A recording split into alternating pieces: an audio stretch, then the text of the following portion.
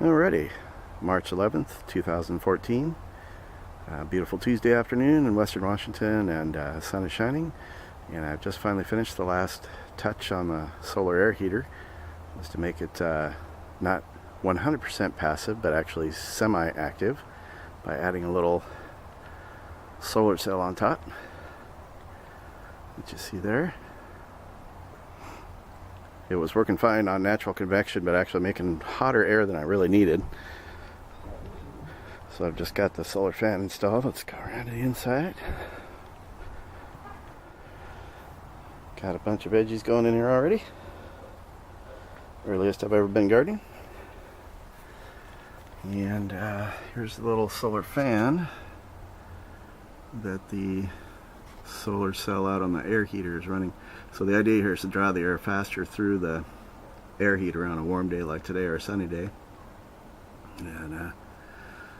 and knock down the discharge air temperature a little bit. I was getting 130 degree natural draft out of this thing, and I'm going to run a quick test, see what we got now.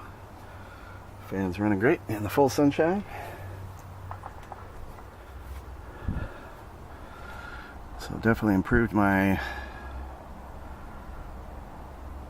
airflow a lot.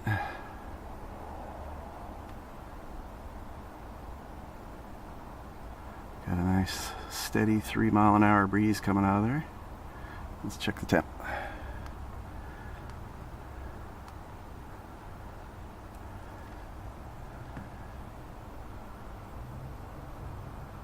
And let's see, can you see that? Yes. So it looks like our discharge air temperature just hit 100, 101.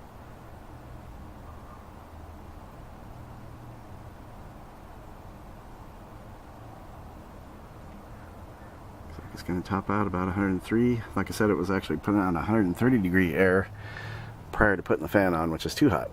And even 100 degrees is still pretty darn warm. But the greenhouse is a pretty comfortable temperature. It'll take it a while to come down. And outside we're looking at probably 55 degrees today.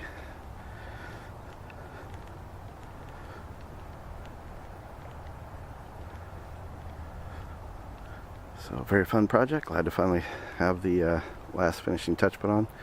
And the result will be a lot of good veggies for us. So a little more explanation on the semi-passive solar air heater here. I've now added the solar cell, as you can see at the top there. It's actually an RV exhaust fan, the solar cell off of that.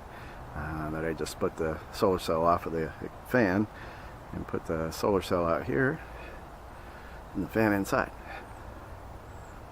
And it's working really nice to move the air quicker through here, so I can get a more appropriate discharge air temperature. 130 is a little too high. I'm hoping that it'll kind of settle in the 100 range. We'll see. Still taking measurements to figure it out.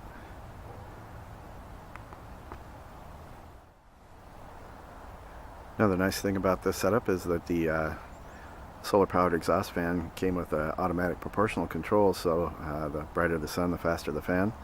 And that works really well with this, because that's exactly what I want. I want the air to move through faster when the sun is brighter, and slower when the sun is dimmer or it's cloudy, to kind of even out the discharge air temperature at a more appropriate temperature, perhaps than the 95 to 100 degree range it's looking like, instead of 130. And it will probably also just overall get better airflow in the little greenhouse. So things are going well and working well. And inside we got the little fan cruising along, so very nice. It'll be fully automatic, self-contained, no maintenance needed. And I'll use it throughout the rest of the early spring, and perhaps until I think I uncovered last year in June. I'll probably do the same this year, late May, early June. And so I'll have to take it apart then. But my hope is that eventually I can run this thing throughout the entire winter with this kind of setup. So we'll see.